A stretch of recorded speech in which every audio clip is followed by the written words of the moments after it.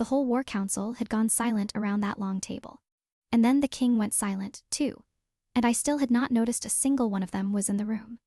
I was on my knees in the far corner, scrubbing a wine stain that had waited 3 days for anyone to have the time to clean it, humming without thinking, the way I always hum when a task is tedious enough to need company. And I did not understand, when I finally looked up, why 12 of the most powerful lords in the Iron Territories were staring at me in a silence so complete I could hear my own heartbeat. But that is very near the middle of it. And a woman who tells you the middle before she has earned it deserves to be turned off. Let me go back to an ordinary evening and a song I never meant for anyone to hear. I am Thessaly, a maid in the lower household of the Iron Territories, and I have scrubbed floors since I was old enough to hold a brush properly. I have no bloodline worth naming, and no ambitions beyond a clean corner and a fair wage. And I have found, over the years, that the work goes easier with a song under my breath, even when, especially when, no one is listening. I did not learn my songs from any grand teacher.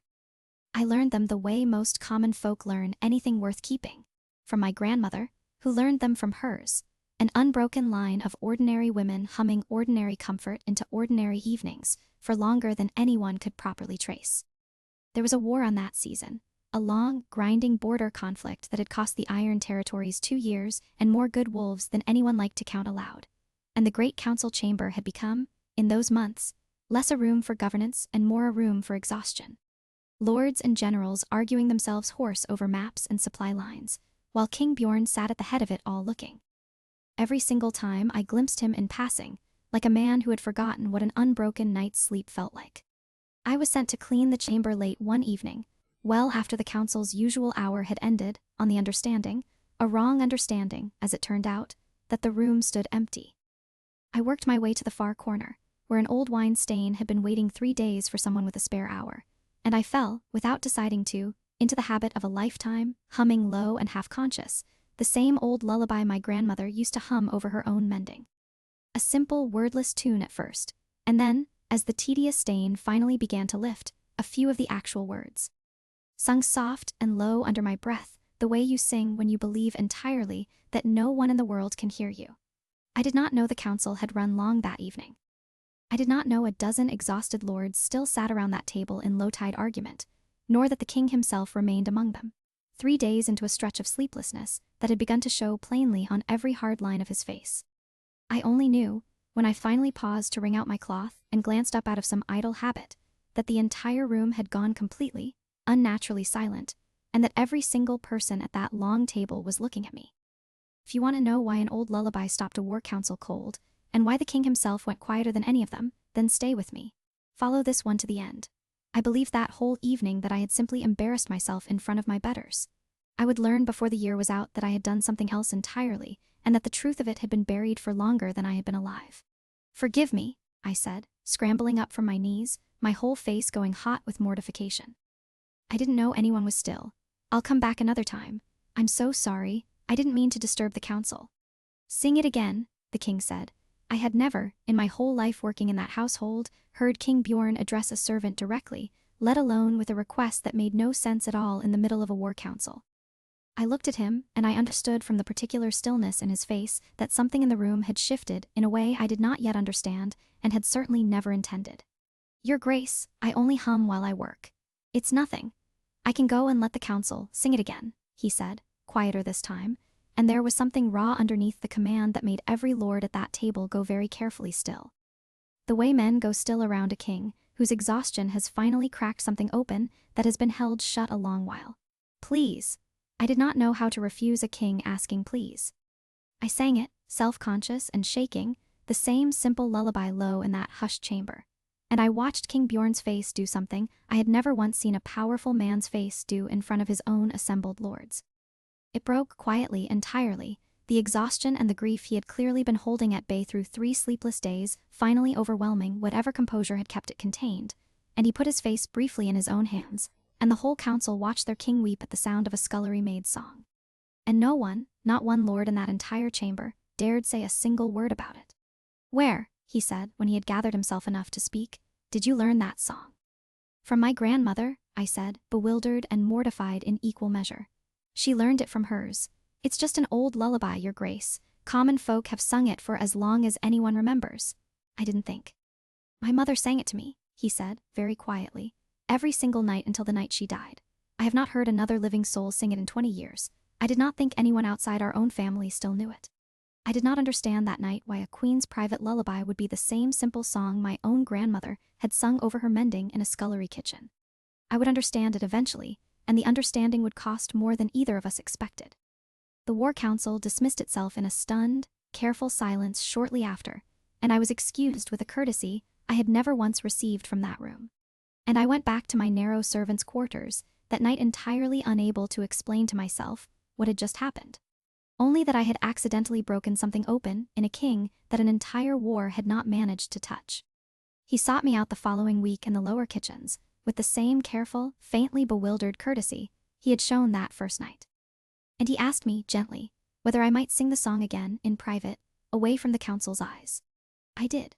And he asked, after, about my grandmother and her grandmother before her, and the ordinary unbroken chain of common women who had passed that song down through however many generations, and I watched him listen the way I imagine a man listens when he is trying to solve a puzzle that matters far more than he is willing to say aloud.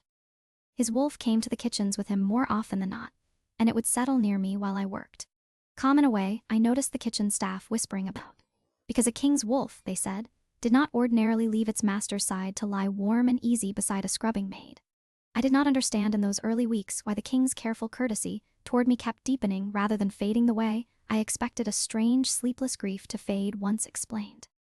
I told myself it was simply gratitude or curiosity or the particular fondness a grieving man sometimes attaches to whatever accidentally comforted him in a low moment. I did not let myself imagine it might be anything more.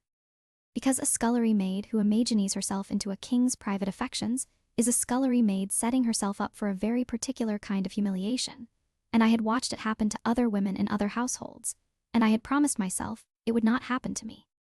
Lord Whiston found me in the lower corridor around the 4th week, and I understood at once from the particular careful warmth of his voice exactly what shape of warning was coming.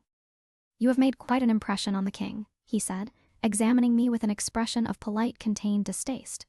It is, in its way, a sweet story, a maid's simple song easing an exhausted man's grief.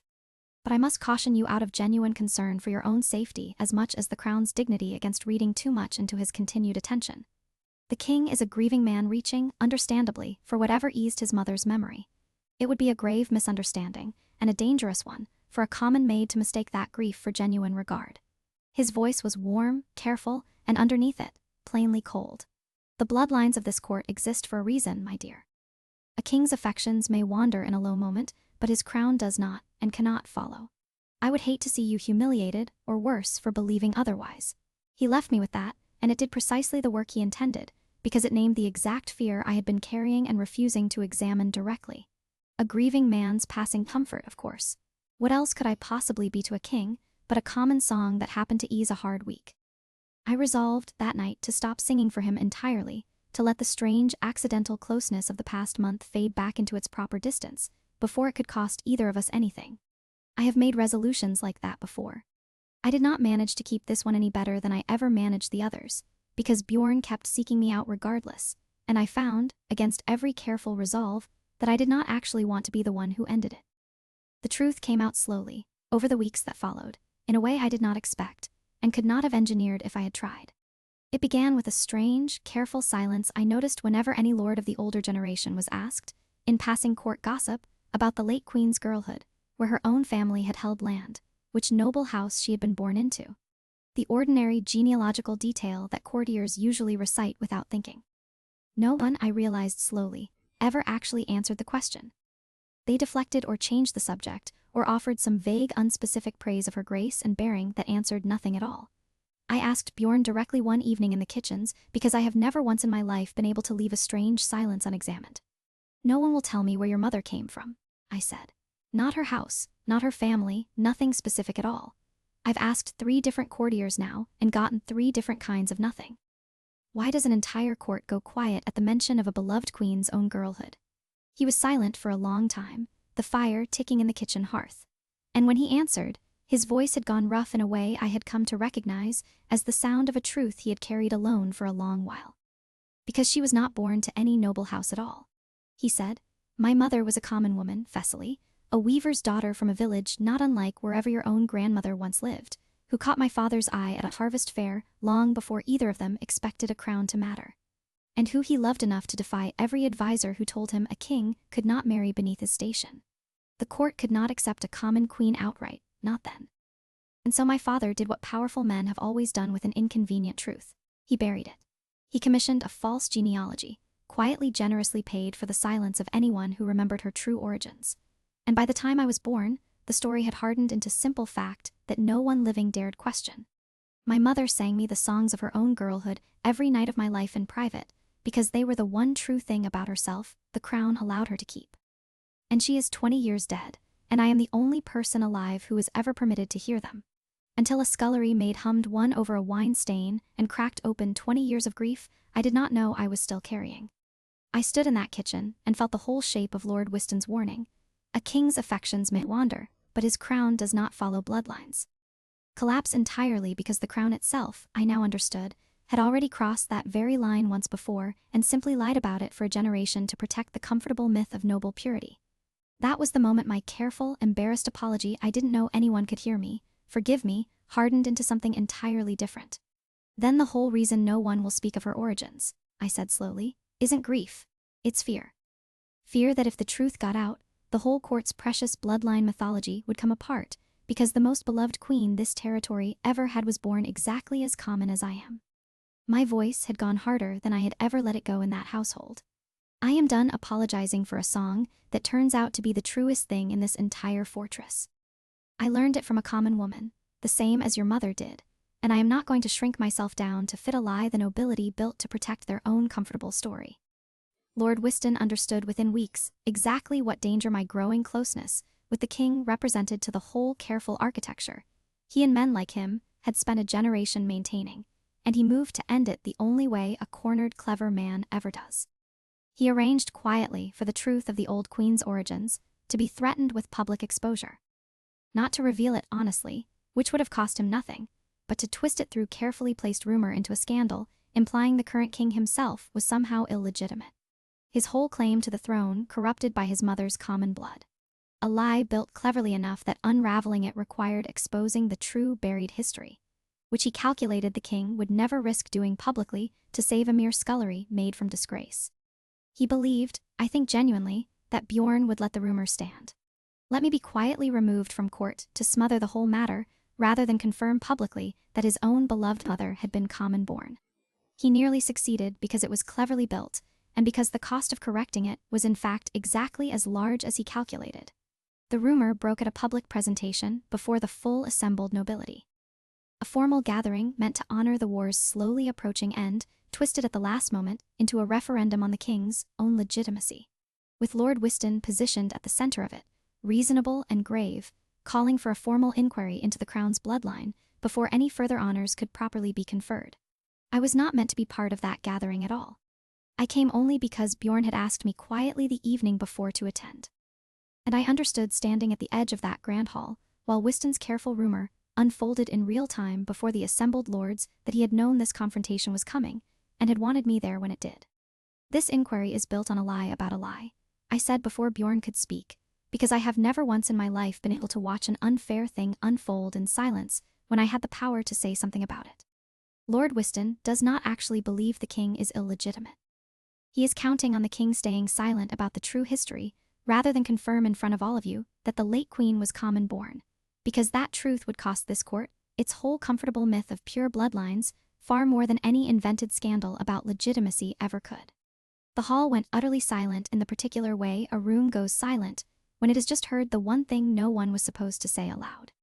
Bjorn rose. He did not look at me with alarm or panic or the careful calculation of a man protecting a secret.